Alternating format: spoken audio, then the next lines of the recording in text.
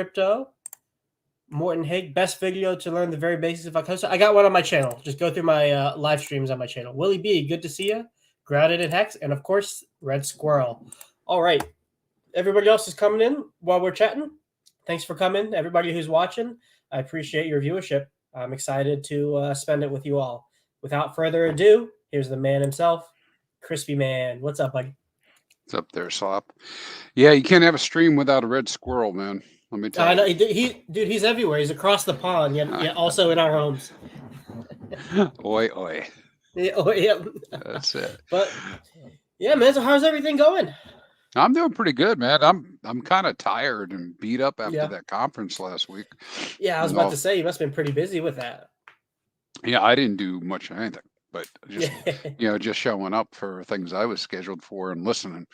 But that was enough, to have 3-4 days. Well, it was 4 days of 6 hours a day or something, of streaming to listen to. I couldn't even watch some of the stuff. I could, it's just too much to get to. Oh yeah, I mean you can't watch 6 hours every single day. Maybe on a weekend if you had nothing to do, but yeah. So I've been playing catch up.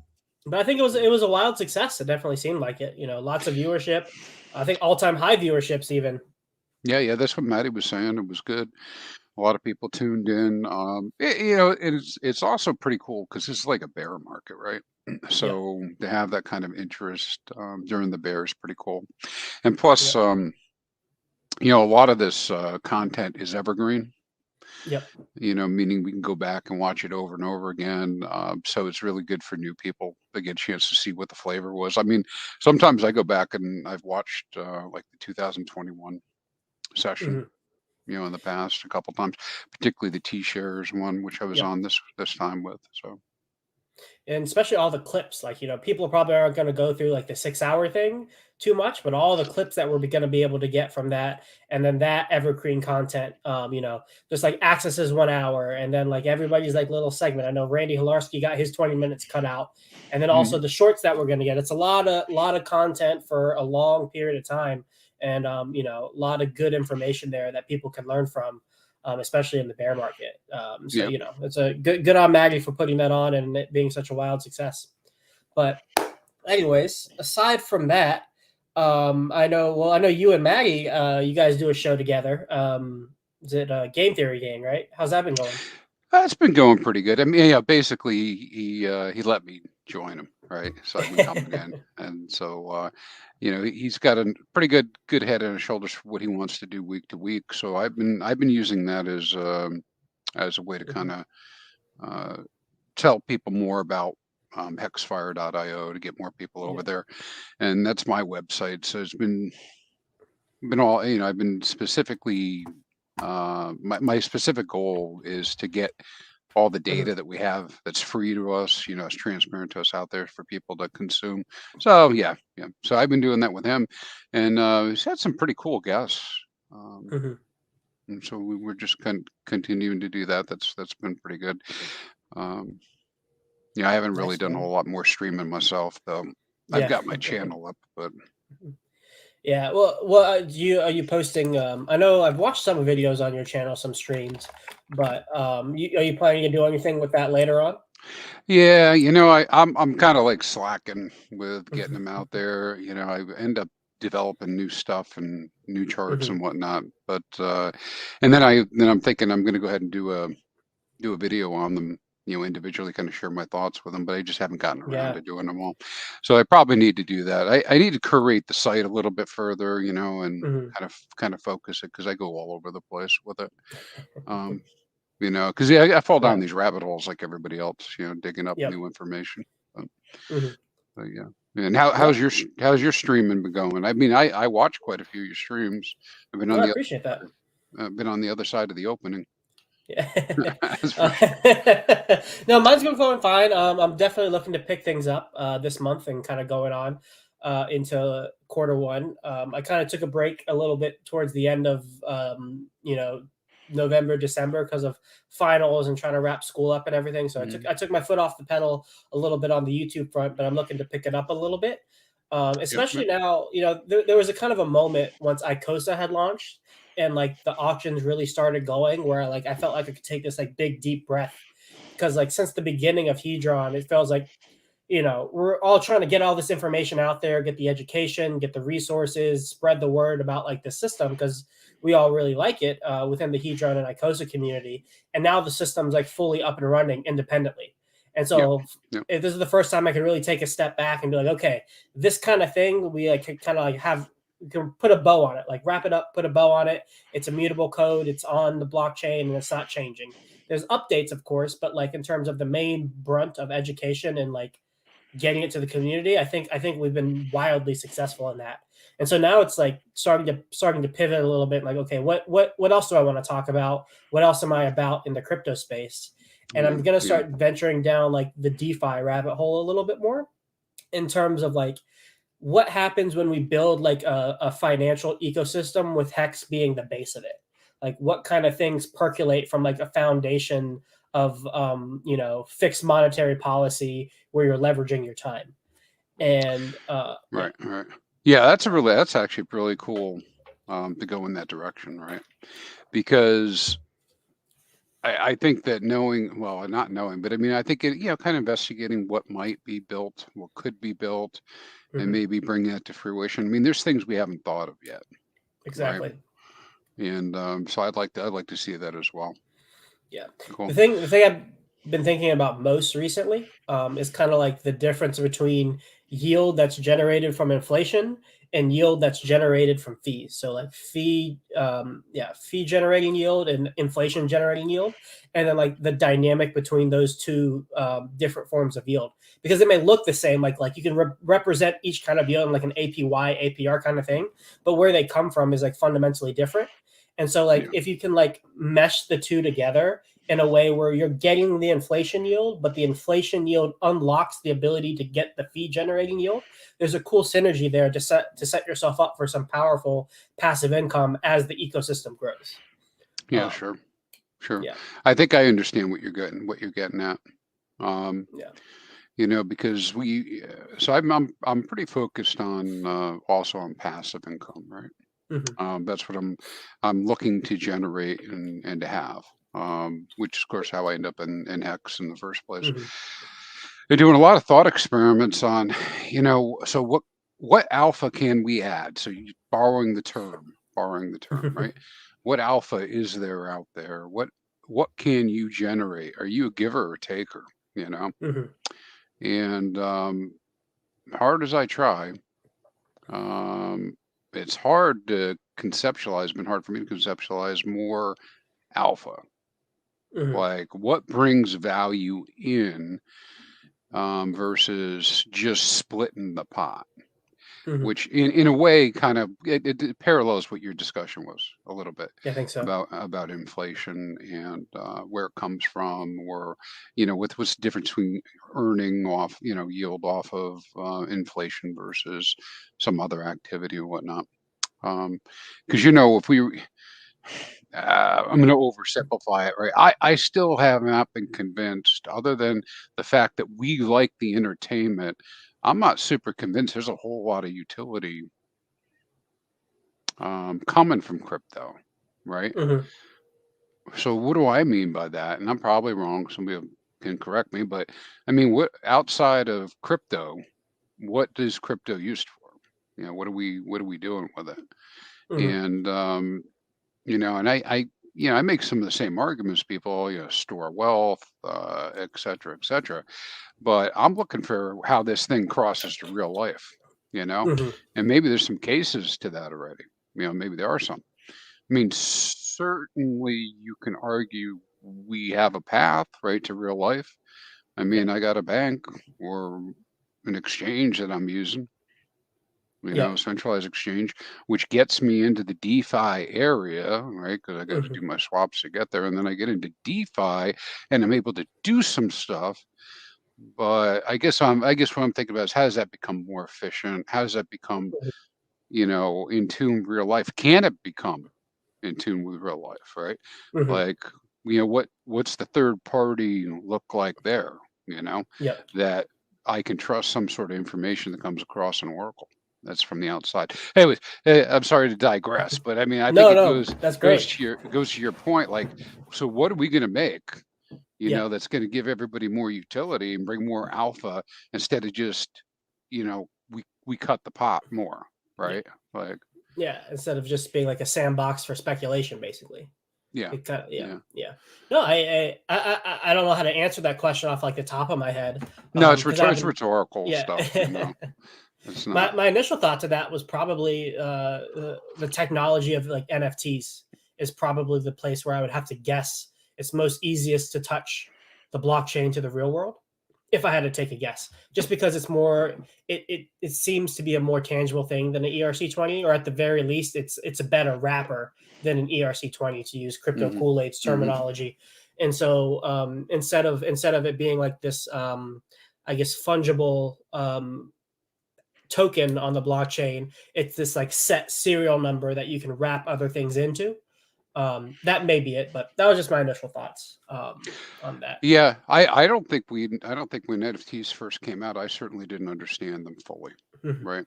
Yeah. And how they might interact.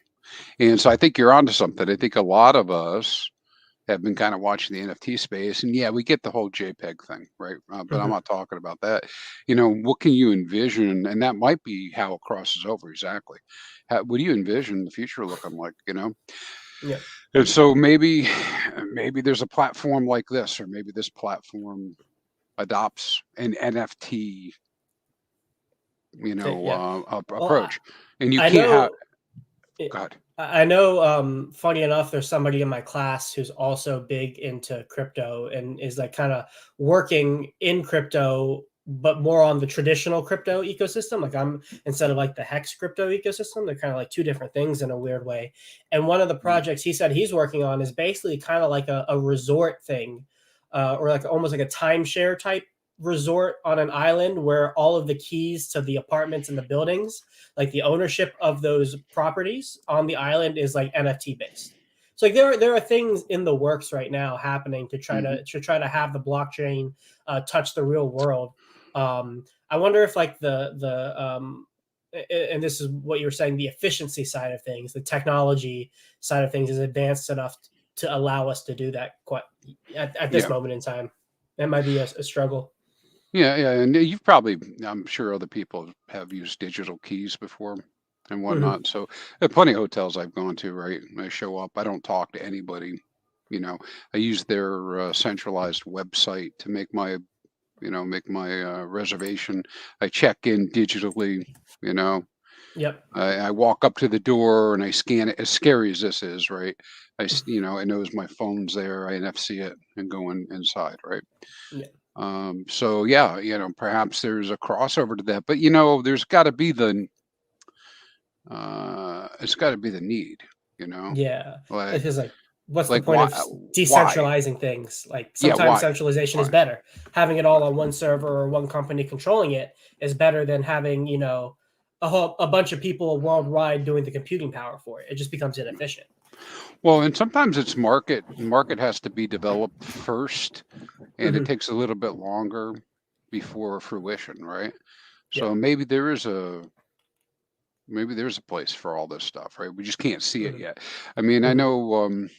um, I know for a fact that most people had no clue, for instance, digital format for MP3s and whatnot Hmm. would make the kind of impact they did, right? Yeah. It did take 10, 12, 20 years to fully be impacted. At first I had to buy specialized devices to play an MP3, and they were Hmm. expensive, you know and then things went along and the technology changed. Another type of application for an NFT type thing would be digital, in the digital world, which probably lends itself closer. But digital, as in like we're in YouTube now. If YouTube Yep. approached the stance that you can't have an icon, that you display Hmm. within your stream, or whatever your avatar is, unless you own it, you got to have the Hmm. NFT for it. Well, I need an There you go. NFT, Yep. and maybe you got some certification from the school you're going to, and the only way you can display it digitally is if you own the NFT. Hmm. And all of a sudden, not perfect for sure, but all of a sudden you start to get these crossovers, right? Mhm. From Uh, the real world into digital. yeah. A So nice, I think, intermediary like example of this. It's not exactly in the real world yet, but NFTs as the basis for gaming, in that like the characters that you use and you play, or like the items that you use in game are NFTs too. Where instead of the company that developed the game owning all of the assets and your account in the game, you actually own them by them being an NFT and interfacing with the company's game. It seems to me like an intermediary, because it's like NFTs touching Web 2 of like traditional gaming. yeah, But yeah, yeah, that's a space I'm pretty excited about. Also, is like GameFi, where it's like the mixing between games and the blockchain. But yeah, and then yeah, also, there's a cool thing to think about, where Hex is going to be in all of this, because mm, it's still going to be chugging away, producing coins every single day as all of this technology advances. You know, I wonder if Hex maybe has the potential to be kind of like a or one of the base currencies of like the entire kind of blockchain ecosystem going forward in the future. sure. Well, I don't see any reason it could not be, right? I Yeah. mean, it is as solid as a protocol as any other protocol, if not more. It is Hmm. complete. It has some mechanisms built into it to protect it. Yep. It is, of course, at the mercy of the market, just like everything else. Yep. What people do, but I mean, it's got that built in. Um, so yeah, I think it could be, can be, will be. You know, um, part of all Yeah. that because I mean, it's real and it's there. Um, some of the guys in the chat, they've been working on those the artwork for Hmm. the Wattses and whatnot. Yep. Made some really good points, particularly with the HSIs. I mean, you basically have the ability now, and this is like an add-on to NFTs that's coming from our community, now being Hmm. copied. I mean, I guess you could argue that somebody else already had done it, but just not as widespread. But the fact that, yeah, you can also own some artwork and an NFT that gives you yield. Yep. And that's, packaged that way and discussed that way is pretty new. Yep. I Like I agree. don't I don't know, I mean, I don't know of anybody out there that's saying, "Hey man, let's make some yield by getting these NFTs and dropping our wallets." In Hmm. our world, yes, but I mean, out there with the general public. So it's pretty cool that that has now come around, and that might be like a discussion Yep. because there's like value that these things might be generating or are Hmm. generating. And it's interesting if they can like both categorically fall into the category of art and financial asset, right? Because then you start getting into some weird like legal territory where, like, in some of the Icosa chats, there are people who talk about how like big banks or big entities have a portfolio of like art, where like they just hoard art as like just one part of their portfolio, I guess, as a hedge, or like just because they need to place money somewhere and diversify it somehow. And so what if you have these because digital art is like pretty universally accepted as a thing, and kind of NFTs in a way mesh that with the blockchain, the at least the commercial NFTs, board apes, crypto punks, all of that stuff. That was the main narrative behind NFTs for a while, just digital art. And so now you have the digital art where some entities collect art as a part of their portfolio, and then also it has this financial component to it as well. At least for the use case of Wats's, not the use case, but like at least for like Wats's in general, it like may hit on different like check boxes for different people to invest in over time, Yep. which Yep. is interesting to think about how it has that potential in just kind of inherent to it. Well, yeah, and I think you also have, if we explore this a little bit further, um, and I do think it applies to Hex as well as Watts's, because we have the HSIs.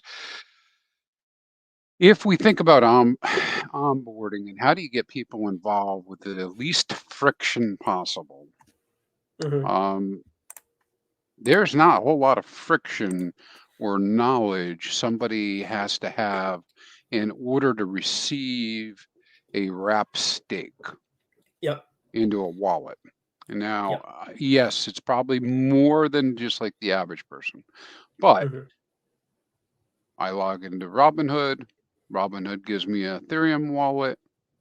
I'm not saying they would do NFTs, but if they did, I could buy an NFT. It'd show up on my wallet. It's there. Hmm.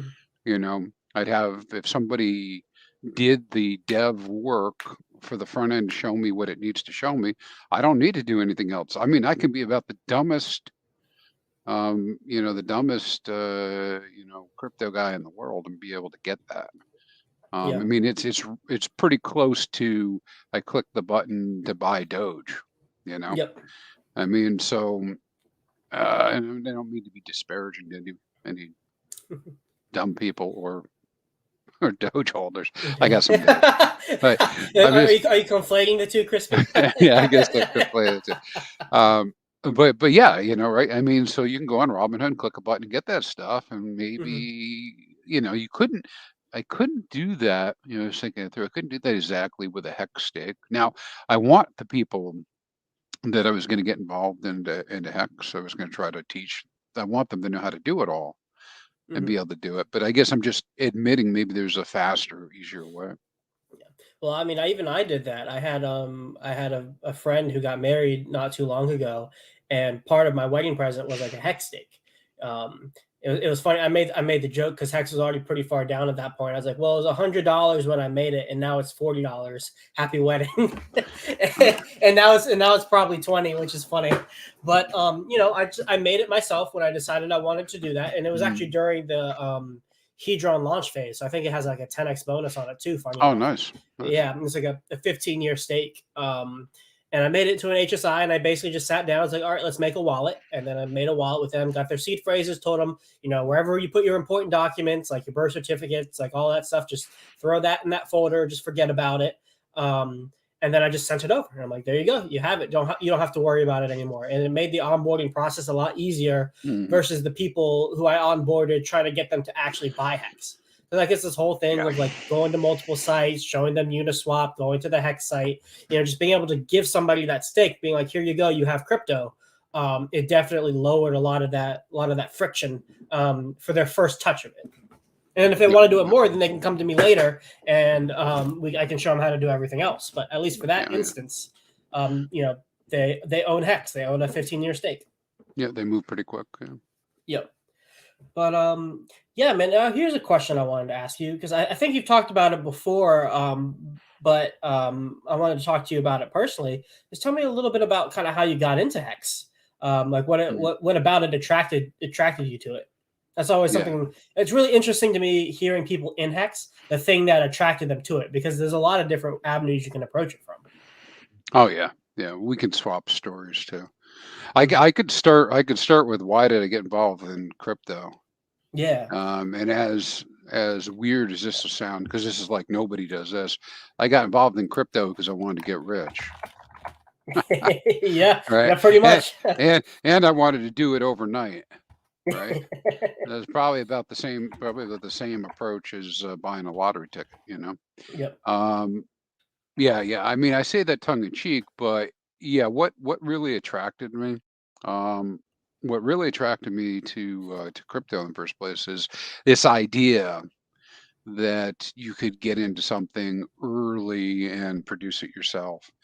Hmm. Now I say that, right? And then, you're able to basically, be part of a new monetary system or asset or whatnot.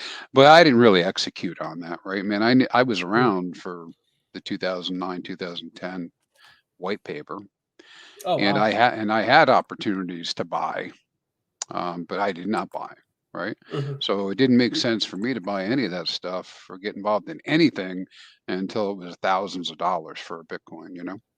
Hmm. Um, so just go figure, right? It just takes everybody some amount of time. Took me a long time to Hmm. focus on that. And some of it had to do with technology. Some of it had to do with FUD, you know, Hmm. like, the technology in 2015 mostly consisted of either figure out how to do a whole bunch of stuff I didn't know how to do with equipment I didn't have, or send like cash in the mail to Canada. Yeah. To send me to send to send me a paper wallet with Bitcoin. And none of Yeah. those things looked real good. And then in the middle of that, you get all these you get all this FUD and stuff going on. So I started getting involved around 17, and really in the very beginning of 17, and learned from my first bear, bull and bear, just how things worked, and and maybe understood some cruel lessons from what do they mean when they say wash, rinse, repeat? What do they mean? If you're wondering what people mean when they say that, it's because you're being washed, rinsed. That's what's happening. If you don't know what that is, and that's the process of cycles, right? Yep. And taking advantage of what people do. Anyways, make a long story short. So I was involved at that time. I went through the bear. Happened to be listening to Richard quite a bit on the self-help stuff. Most people got hooked up in the early days with him, based on those kind of like discussion forum type stuff, the advice type stuff. And then he went into, he got into talking about how he was going to launch coin CFD, and that got me involved, thinking about that, signed up for that to see what might happen. And then he terminated that and said, hey, I'm pivoting. I'm going a different direction. I'm going to build this other thing. And he ended up doing what he was calling at the time Bitcoin Hex. Yep. And then once he was able to do it, he was able to secure the website and the branding and all that, and he just converted all the way to Hex. And so that's how I got involved with that. Now the reason why is in parallel to all this, right? I've been working for a long time, and probably a bit older than you. Not probably, I know, a bit older. No. But so, anyways, I was on my third, fourth career, depending on how you want to count it. And and this may resonate to people. I mean, not being able to pay your own bills kind of sucks. It's kind of embarrassing, right? It's embarrassing to even talk about that, man. I had a big family take care of. Need to do all these things, and you make six figures, which I was lucky enough to do, and I'm like, I can't pay my bills. What the hell, right? Anyways, that led me to FIRE, which is the financial independence, retire early. In the early 2010s or whatnot. Started realizing that, hey, if I got extra money, I should really be doing something with it, not spending it. Like forwarding things along. And so that got me into investing and saving for retirement, and trying to make good decisions, and trying to my wife and I live more sparsely than we had been. And anybody who's looked at financial independence like that, and be able to do that, you need passive income at some point, right? Because if you don't have any passive income, you're screwed. Right, because you got all the expenses, and we're seeing it now, and it goes up and up. So in order to do that, I started looking at passive income. Now, I'm pretty much sure that 99% of anybody out there who talks about things like financial independence, they ain't point you towards crypto. But there is FIRE people hate crypto. a lot. Well, there is no group that you belong to, right? So I mean, there's nobody controls that. But yeah, you get a lot of that, and but there's a little bit of crossover. Like I found Hexicans on Reddit that are also part of the FIRE movement, and so I just look at it as another way to create income, passive income potentially, with all the risks of losing all your money, right? But also with that risk is the possible reward, which is instead of making 3%, 4%, a year, you may be able to generate many years worth of income in 1 year, which when you're looking at that over a longer period of time, making sure you have the assets, you want to be able to generate as much of you want to build as much capital as possible, right? I say as much as possible up until you get to your goals, whatever that might be. So came to get rich, but stayed to get passive income. Because I think what we learned through all this stuff is that, yes, you might be the lucky guy who decides against all odds to put $10,000 or $100,000 into something that's brand new that nobody believes in, but you may not hit it on that stuff. Yeah. So usually a little bit more structured long-term approach. But Yeah. so that was a long answer to your short question. No, that was great. I appreciate that. It was good perspective on you. And I have a similar history too, but I got into fire before I was really into crypto. Now I got to a point where I wasn't making enough money for it to like actually matter. Like I feel like with these things, there's kind of like a threshold of like the amount of money you need to make. Like the habits that you build and everything are good. But especially before, like for me, before I started getting into my main income earning years, which are going to be after dental school, at some point I was like, okay, I'm spending too much time like figuring out like itemized budgets and like everything that I'm doing. Yeah. But like the principles of it, like paying yourself first, how to do the math on like how much you need to retire, like those like general principles were really good to learn, and I think have kind of served me well getting into crypto. Because you could take those same principles and apply them to this ecosystem, and they still work in a lot of ways. And in fact, Absolutely. having a budget for crypto is being able to budget appropriately for crypto, so you don't like fat finger your entire net worth into some coin and then it goes down 90%, right? Like risk management is also part of it. That general financial literacy thing.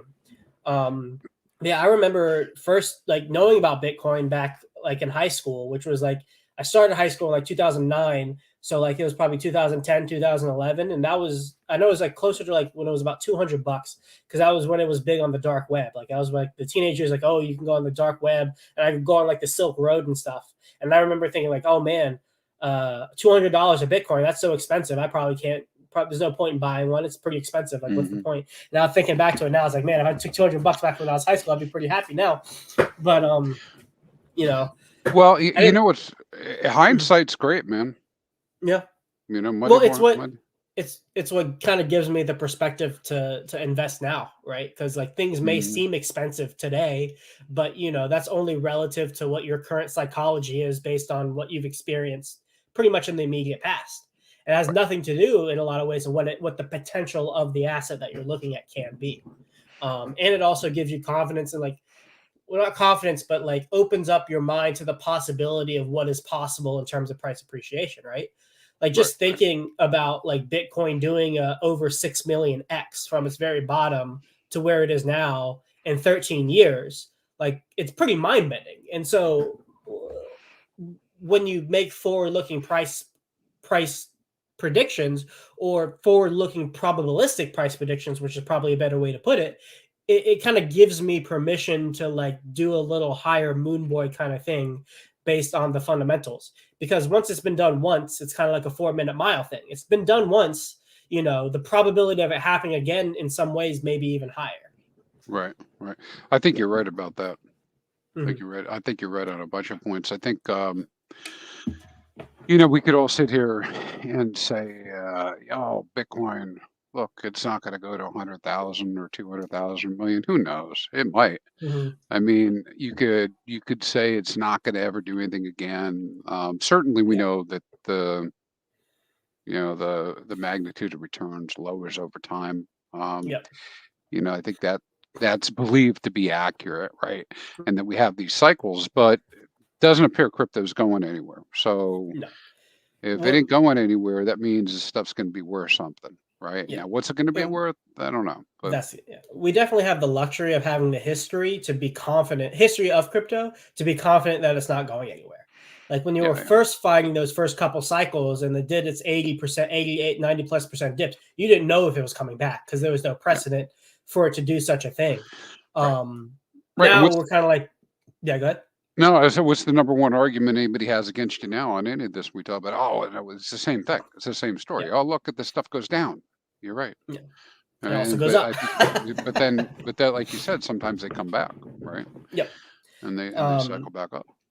Yeah, there's another point. Oh yeah, but like back like when you were first getting in with the white paper, talking about $100 Bitcoin. Well, let's say not even go that drastic. $10 Bitcoin was like crazy talk, right? Like you're like, are you stupid? Like that's kind of irresponsible to talk about this asset being $10 when it first came out. And then like retrospectively looking back, like $10 Bitcoin it seems like the greatest entry point you could ever have. And it's like that dynamic psychologically was always interesting to me going into crypto and as well as staying in crypto when you have a product that has like product market fit. And also for me, like these downstream derivatives where you can get exposure to like the fundamental value proposition of Hex, yet even though it's abstracted downstream, your percentage of the supply and your ability to get a percentage of the supply is easier the greater you abstract up, if that makes sense. I do think I see your point. Yeah. But I, you know, yeah, I go think ahead. also with what's good, we're lucky because we think we got a good one here, right? Yeah. So we believe that we have a good one in Hex.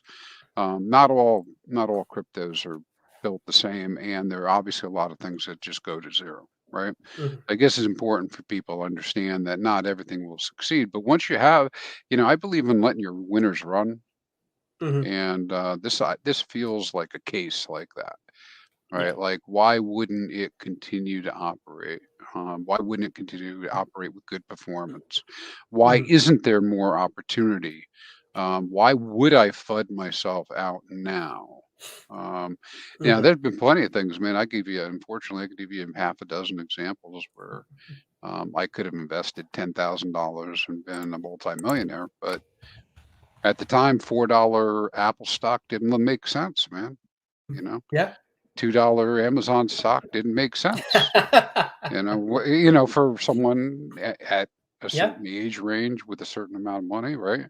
You're not gonna go drop 10 grand into things particularly when it's a big part of your net worth and it's a risk, Yeah. 100% a risk, you know. Mhm. But anyways, I digress. But yeah, Yeah. yeah. I think your biggest thing, right, when you come out of school is, Mhm. making sure you're budgeted and and I don't know, didn't ask, you don't need to say, but make sure you're not carrying any debt from, or you minimize how long you carry any debt from that class, from Mhm. school, Yeah. from I'll, from I'll that. I'll have plenty of debt coming out. That's not a problem. That is a problem. Mm, But no, yeah, it's gonna be interesting changing my like financial outlook because I can be a little bit more risk on generally right now with like as I worked for a couple years before I got into dental school, so I had some disposable income to invest in, and I Yeah, still have nice. some now, and I've been incredibly fortunate to like be able to produce an income with some of this YouTube stuff, like with the consults and like the private Discord that I'm in, which is like it's Yep. to be able to provide a successful service to people, and then using that money essentially just to invest in as well has been awesome. But once I start making real money in terms of and starting to have to think of like saving for like family stuff,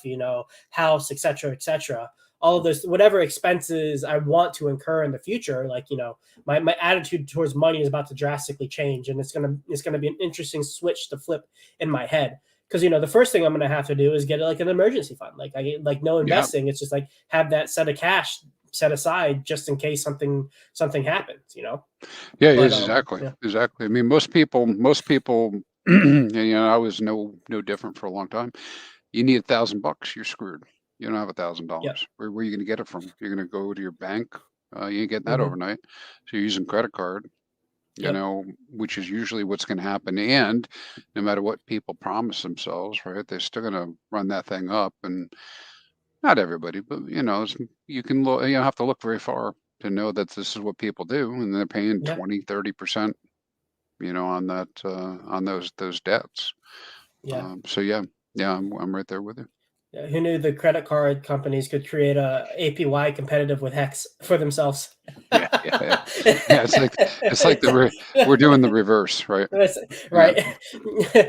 Talking 38% APYs. The credit card companies have been doing it for decades. Mm.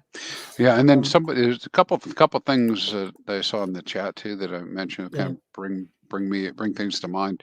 Um, So there is price bias, right? We got Hmm. price bias all over the place about what we think things can do Hmm. and how high they can go. And I can tell you that as much as I might have dreamed of and wished that Hex would go to 48.50 cents, it was not an obvious no-brainer Hmm. when I was buying Hex at, Yeah. half a penny, Yeah. right? 1 penny was the dream for the longest time. Yeah, yeah. I mean, I had conversations with some of the guys, that have talked about it out loud too. Like we were like, I don't know, will it ever?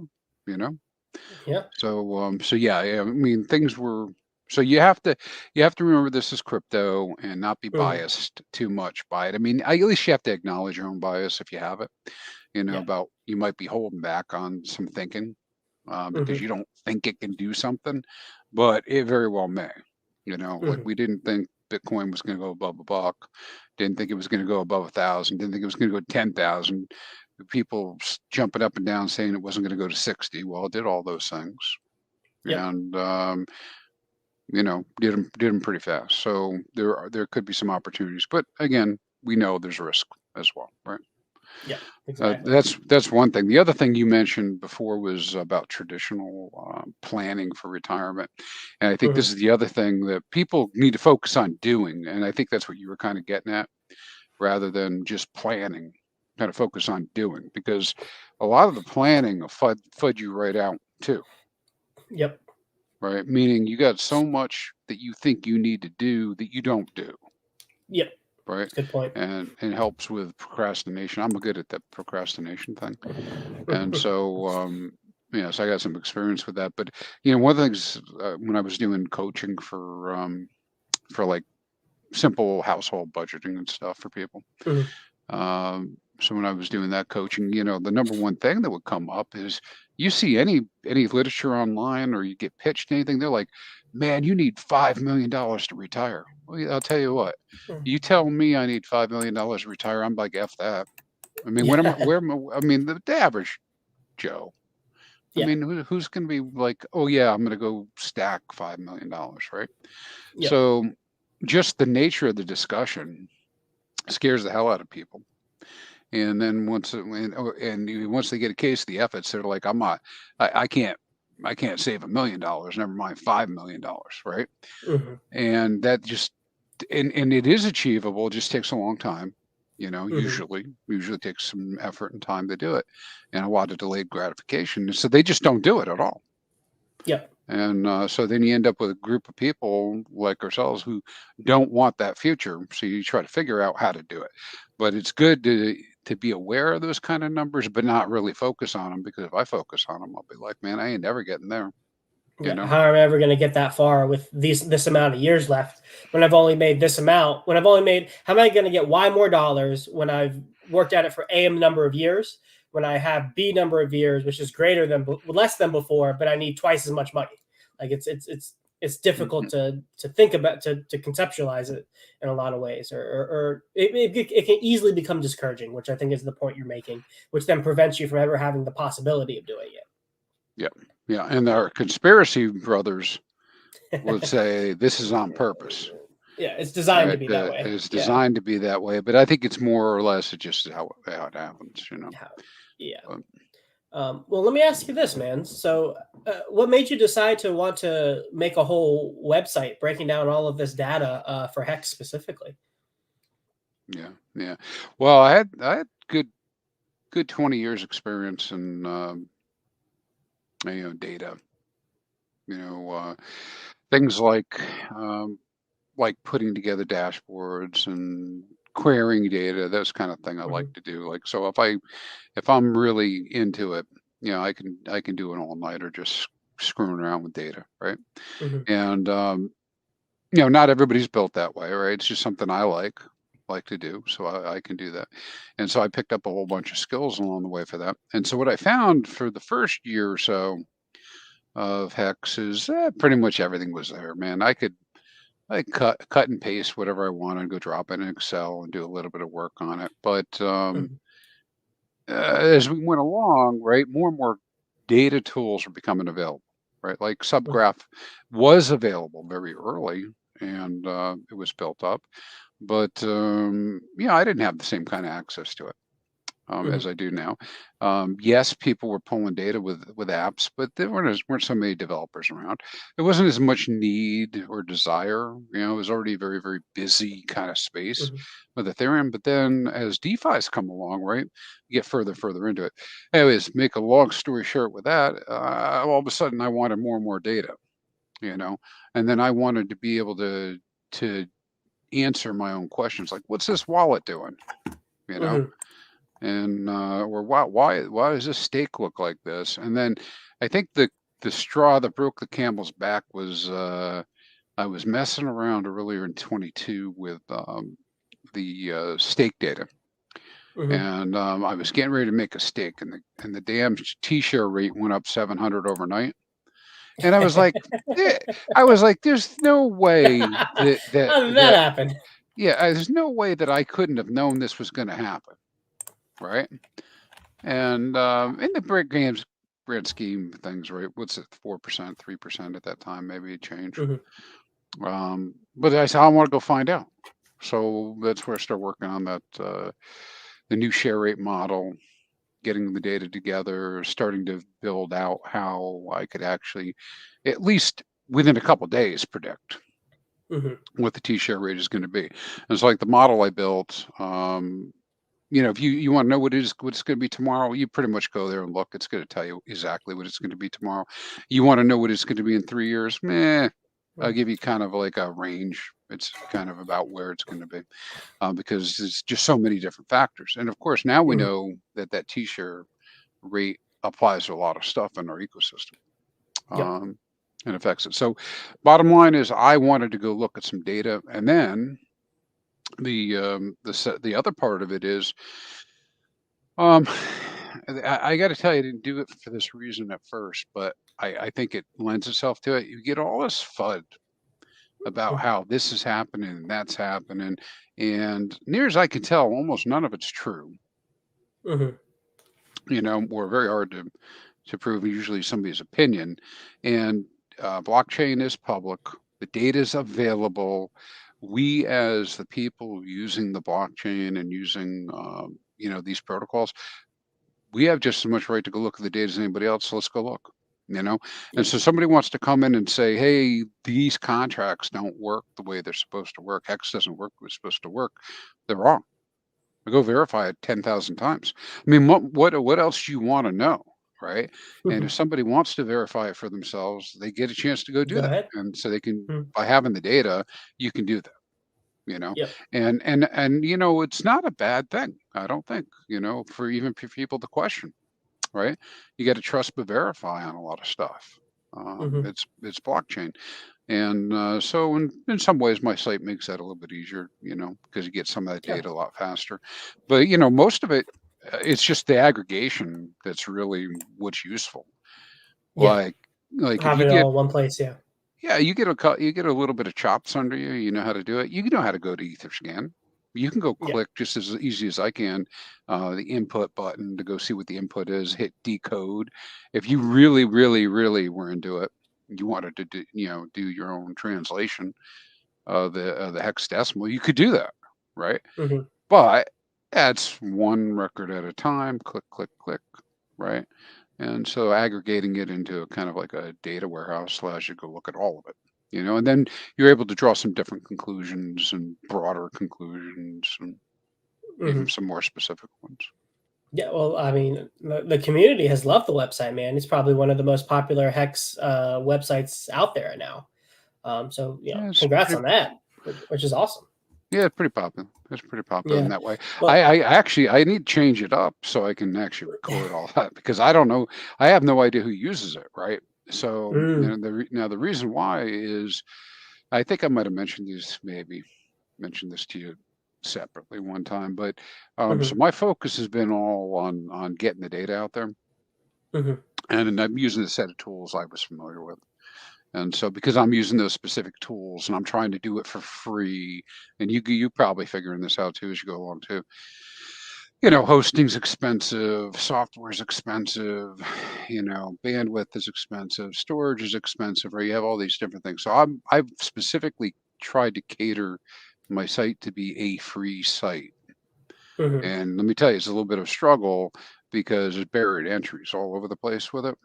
Yep. Meaning, like, I can't, like in this day and age, to not be able to build something specifically for a mobile phone. It's like Mhm. crazy. It's like crazy, right? Yeah. You ought to be a format to do that. And the software I'm using, there is a format to do that, but you got to pay $10 a month per Yeah. user, not Oh, me. per user. Yeah. Now I can pay $10 a month, but it ain't gonna help nobody else. So you end up Yeah. I mean, in those kinds of situations. But you'll get at least probably 1,000 downloads from the community alone if like you had it all on an app for sure. yeah, and that's the thing though, right? About doing Yeah. that stuff. So a bunch of people said to me, they're like, "Oh, you should do a Patreon." I thought about it, man. Hmm. You know, but I haven't kind of pulled the trigger on that. Hmm. If I thought there were more people that would be interested in the data itself, and accessing it, I work Hmm. something out that way so they can get in and see, go do the data. But they'd have to have a Microsoft license because it's a Microsoft product. And Yeah. then the other angle on it is to open up more data for downloads. But to Hmm. do that, then I got to take a step back and build my website. Because what I'm doing now is I'm just using some real straightforward, hey, get these visuals up. I'm using Hmm. using the software. So I'm not building HTML pages. I don't have a site like you would normally see, right? Hmm. But I may have to do that. Might be one of the next things I do. No, but I would love to see any updates you got, man. I would love it, and I'm sure everybody else would love it. Um, I know Appreciate I that. found the website really useful for a lot of the Hedron Icosa stuff. Just having that future T-share rate projected, because a lot of the Hmm. metrics in Hedron and Icosa use the T-share rate some part in like their calculation. So Yep. being able Yep. to have like that projected value, it makes it a lot easier to not conceptualize but predict what is possible for these coins as well. Yep. Yeah. So that's been pretty valuable. All the hex staking valuable, advanced analytics tab. Like I don't even think I've gone through everything in the site as much as I would have liked to. There's so much there, and it's nice, Yeah. and like I've been building my own website, and well, first of all, thanks for your help on that. Like you helping me navigate the subgraph stuff took me a little bit because I'm pretty much learning as I go. Most of when I first started building the website, that was the first time I've ever used a API before. Like opening Okay. up the Yeah. page, and the first problem I had is okay, how do I connect? How do I use an API? Like that. That's where I started with on the website, and you helped me out a lot on that. And I'm hoping to get into some more like data analysis stuff on there too, trying to because the cool when you think of something cool, some cool metric, a chart is the perfect way to visualize it. Hmm. Or Hmm. there's some kind of visualization to like be able to glean data from, and so being able to do that fairly quickly or relatively quickly, I think, is a valuable skill, especially for people who are in an ecosystem like ours, where all the data that you could ever possibly want is at your fingertips. Yeah. Yeah. Well, in these days, right? I mean, most people. This may not be the most popular approach. Most people know how to use Excel or Google Sheets, Hmm. and those things are pretty well piped. That you drop some data in there, you can have a chart in 30 seconds or Just less, right? yeah. And so, in a lot of ways, just getting the data to people, making it free to them to get to it, is like a huge part of it. But there's a lot of responsibility in the aggregation of the data. Hmm. Like I find problems all the time with things that I've done that I got to go dig into and say, "Oh, okay, well, what happened here?" Because I have a set of assumptions on how things were working. Yeah. Now that's forwarded my thinking a lot, but yeah, I'm with you on that. And yeah, no problem on any help. I try to do that as much as I can. Yeah, both you and Dipcatcher were really helpful in getting that site up to where it's at. I'm going to release it at the end of the month publicly, just making some final polishes. But yeah, Nice. well, we got a couple questions in the chat, and thanks for all 44 of you who are still hanging out with us. I appreciate it. It's been an awesome conversation. So we got a Yeah, question from guys. Humble D Crypto. Is a future end state chart for Hedron Icosa something that can be laterally applied to the system from the code used for the Hex chart? Future end state chart for Hedron Icosa is something that can be laterally applied to the system from the code used for the Hex chart. Yeah. Well, I think maybe what Humble's going after is, can you predict when you're going to see staking end? And so the data's out there, right, for Hedron Yep. stakes and for Icosa stakes. So yes, it can be, and then once that data is discovered and discoverable, right, then you could chart that out. So I think the answer is yes. I don't quite yet have my hands on the data. Like that stuff Alex did is awesome. Yeah. But I don't think, unless I haven't seen it, I don't think it gets into staking in terms of the Icosa and the Hedron. I haven't discovered anything like that yet. So that might be a little different data pull. But of course, the HSIs themselves, of course, you can apply those. But that wasn't the question. Yeah. And I will say there is one important difference between the two. In that Hex stakes, there are penalties if you end it late. So like the probability of somebody actually ending the stake when the stake is up in Hex is higher than the Hedron and Icosa one, because there is no penalty for leaving your stake on for a long period of time. So it'd be like for the Hedron Icosa one, it's like it is able to be ended at this point. For Hex, it's most probably going to be ended at this point. Yeah. I know. I'll tell you, I've never ended my Icosa stake. Yeah. I have a root Icosa stake. I'm not ever going to end that one. All right. I'll just keep that. Well, I would run the calculation on compounding for it though.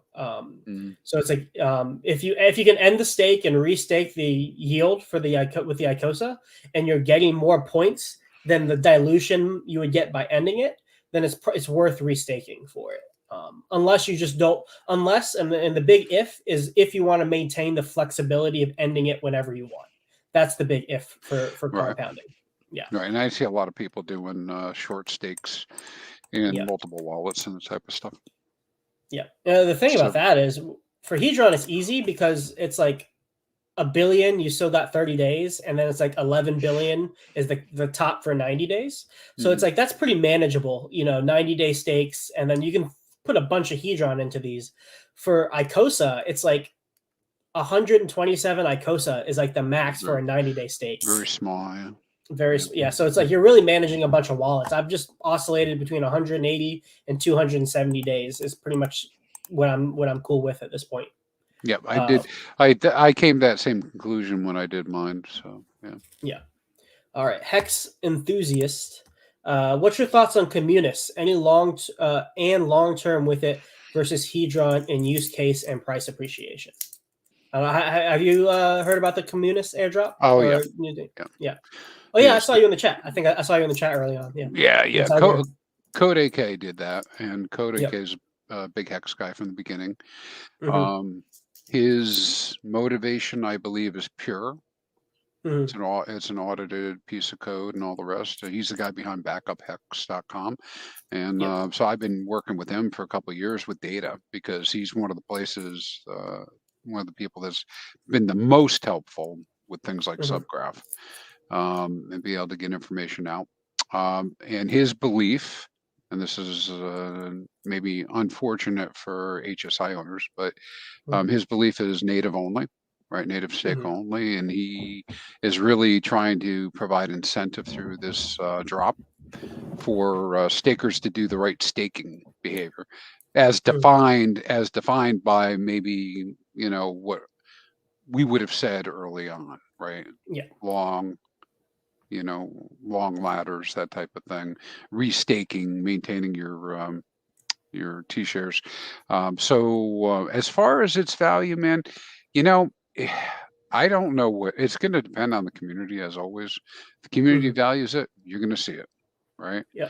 And so, I mean, right away, people providing liquidity, right? So the LPs guys think there's got some value there, and there's some staking involved where you can do some staking, and that's good. Long term, what'll happen with it, I don't know. You can. I want to avoid the religion discussion or political discussion about whether everything is really a vampire attack or not a vampire attack. But Yeah, people, if people spend money investing into other things, they're not investing into their thing, and so yeah, maybe that's not a good thing. Um, so it depends on your view. Now versus Hadron and the use case. I mean, other than staking, a COM token, the Hedron ecosystem's hand down has 10 times as much more going on with it, right? yeah. HSIs, the ongoing mint, Hmm. flexibility and all the rest. So, yeah, I don't even think I don't think there's any comparison Yeah, I'm of really the same thought too. to be drawn. The Yeah. the only comparison that you can make is like its distribution is tied to the T share, the share rate. Yeah. Because how much community you get is dependent on obviously how much hex you're staking or how many T shares you're getting. Um, but yeah, I think it's interesting and I think it's great. Anybody who wants to provide extra incentive to staking in the manner in which they believe is the best way to stake. I have no problem with it, and I think all of these are experiments in a lot of ways, and so the more experimentation that goes on, the more we learn. Yeah, like this one might be, this is my words, nobody else's, might be an experiment on how to remind people who started in the system that are coming into the system how the originators thought it should be used. Maybe that's the utility Yeah, in that, and the currency is the token, you know, yeah. that brings the attention to that, I don't know. Well, one thing that this really brought to the forefront of my mind again, and I hadn't thought about it in a while, actually, since like Maddie made some of his critiques on Hedron public, on some of the talks he gave when it was first coming out, and that's that there really is this kind of divide between like different generations of the Hex community, with like what some of the original OGs like conceptualize the use case and the purpose of Hex being, particularly like a delayed gratification, save yourself from yourself kind of a system. Yeah, And with maybe newer generations, like for someone like me who sees it more as like this all-purpose DeFi foundational tool, where like in my mind there is no like use case of not use case, that's the wrong word. There is no proper way to use Hex, more or less, in that there are many ways you can utilize it to many different ends.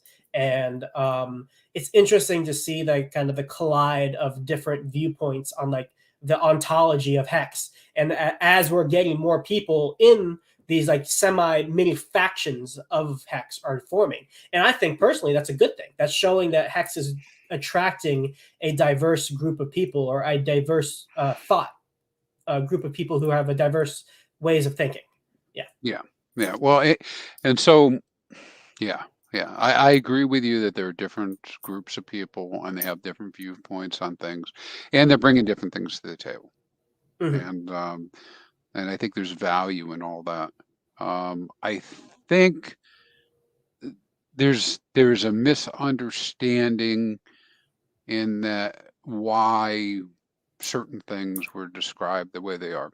So if you want to save the world, Hmm. and you want to start by saving the people who keep getting wrecked in crypto, you Hmm. give them a very strict set of guidelines to kind of follow, Hmm. which is don't trade, Hmm. hold, swap and hold, stake long, ladder, these types of things. And so it's not by itself an indictment that all other activities in the world are bad, but you take it to the extreme, that's what you want to do. Now, if you're trying to press a message like that with your community, you make it a very uniform kind of Hmm. presentation, because you really want people to do that so they'll save themselves, right? And so that's where it comes from, right? So it Hmm. comes from that, and of course, but then now we're in a new world, right? Newer world where Hmm. you can't just, if you're in the Hex community anyways, you could just put your hands up and cover your ears, but there's so much going on with Pulse and everything else. I mean, how can you not at least be considering what your response is, right? Mhm. And so I think you get a lot of movement there, and I think there's a lot more. I think there's a lot of passion behind all this because people did get saved, right? Yeah. In a lot of different ways, from hurting themselves through trading, Mhm. and so you've got some evangelists for sure, Yeah. that And are that's a going to good thing. push That's that. how Hex got to where it is. Like Yeah, that strong foundation in like not self-help, but like what's the word I'm like self-improvement principles. Like that's definitely like probably a big reason why Hex has had so much success and has been able to build such a vibrant community. yeah, 100%. Yeah. Yeah. Let's see. Question from Free Speech was thinking, how can we bring people's attention to the burn function when you stake Hex outside of hexagons? Um, I would actually say that we probably don't really want to. I think that confuses things a little bit. I think framing it in terms of staking to new entrants is probably the best way to do it. And then as they kind of like progress along their education, if they like show interest, then you can get into like the nitty gritty details of like, well, you're not really staking, you're burning your tokens, and like the contract just takes a note of that, and shares are essentially like an internal receipt on what you're owed at the end of that commitment that you made. What do you think, Crispy? Yeah, I know this topic's been coming up the last couple of days. It's semantics of are they Mm-hmm. real, are they not real? I'll tell you what I had to really get my head around and dig into. I was doing that year-end report, was exactly what does inflation look like? Mm-hmm. And I still don't have a great answer for this, but I do know this, that when we talk about the daily payout that comes out in Hex, the daily payout is a percentage number that's multiplied by the circulating Hex plus the staked Hex. Mm-hmm. And so that's how it comes up, right? So anything that's ever been minted is what earns that additional inflation. Even if Um, it's been staked after it's been Even as earned. mistaked, right? And so what isn't earning any inflation or doing anything with the supply is the deferred yield, the yield on Mm-hmm. stakes not yet ended. And Mm-hmm. so there's like a whole rabbit hole you can go down, messing around with that, trying to figure out these little percentages and whatnot, right? Because if you were to ask people how fast, like if you were to say, well, how fast is Hex inflating, people, oh, there's tons coming on the market all the time, but it's not true. It's not. I mean, there's tons. I mean, if you want to say that, you know, Mm-hmm. a billion, 2 billion, three, whatever the billions are, is a lot. That's Mm-hmm. true. But when you're comparing it and it's like 1% or 2% a year, then it's not a lot, right? Mm-hmm. So it's all matter of perspective how people are trying to frame their questions and Yeah. their thoughts with all that. But yeah. So burn function, I agree with you. Not really an issue top of my head. I'm more interested in what's going on with these short stakers and how that affects how much additional inflation we get. Yep. Good point. Oh, actually, before we get to this question, there's something that actually Eric Wall brought up that I never thought about, but is actually pretty true. And it's that like that 3.69% inflation technically like counts the OA's coins, right? Hmm. So, but we know the OA owns like a very large supply of most of the tokens. So that's Hmm. like, and if we make the assumption that those coins are really never hitting the market or never going outside of that one entity, then that 3.69 inflation is actually going mostly towards the percentage of people who are staking, which are mostly community members. Yes. So in terms of like effective inflation that could be hitting the market, it's a larger percentage of that smaller pool. If that does that make sense? It does. Yeah. It So does that make that sense. was an interesting thing I never thought about in terms of like how the inflation is doled out. Yeah, and that's another part of that rabbit hole you can go down. Mhm. Because like the other things that come up is well, penalties, right?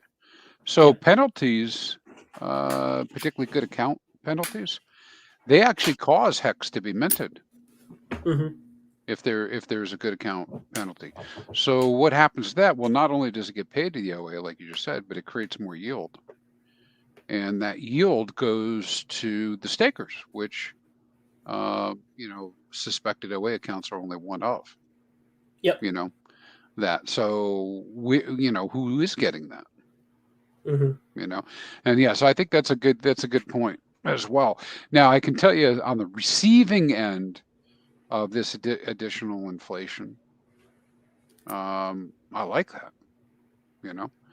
Yeah. And I think that, of course, whenever you get more, yield, I guess you're gonna like that, right? But it's gonna be fun to watch this next cycle, because if average APY goes up to 48-50%, which is a possibility. It's still extreme, but it is an extreme example. Mm-hmm. Won't more people want to come in and bring it down, Mm-hmm. Yeah. right? Because I can tell you that I don't know anywhere you can go routinely get 8-9%. Yeah. Certainly not, you know, 40-50. yeah, not 20, 30, 40, 50. So yeah. Yeah. No. Great point. All right. Have you guys heard of Curricula? Curricula? I haven't. Have you? I have not. I'm imagining this must be a website where you can go post content and earn. Maybe. I don't know. All right. Let's see. All right. Oh, here's a question. So, AK, Icosa yield is so superior. Why do Hedron staking at all? What do you think, Crispy? What's your opinion on that? Should you be I just don't know. chasing yield? I don't know what else you're gonna do with it. I am not an expert on Hedron Icosa at all. I only know enough to get myself into a lot of trouble, probably say something wrong. But it occurs to me that there's a whole bunch of traps in a positive way for where my Hedron could go. And Mm-hmm. one of them is to be staked. Another would be to dump the market. Another would be to, for me to use it to get more HSIs, right? Yep. So I think it's another option, right? It's another option. Mm-hmm. Yep. And maybe it's not for me. Maybe it's for the whales Mm-hmm. and for the sharks. Yeah.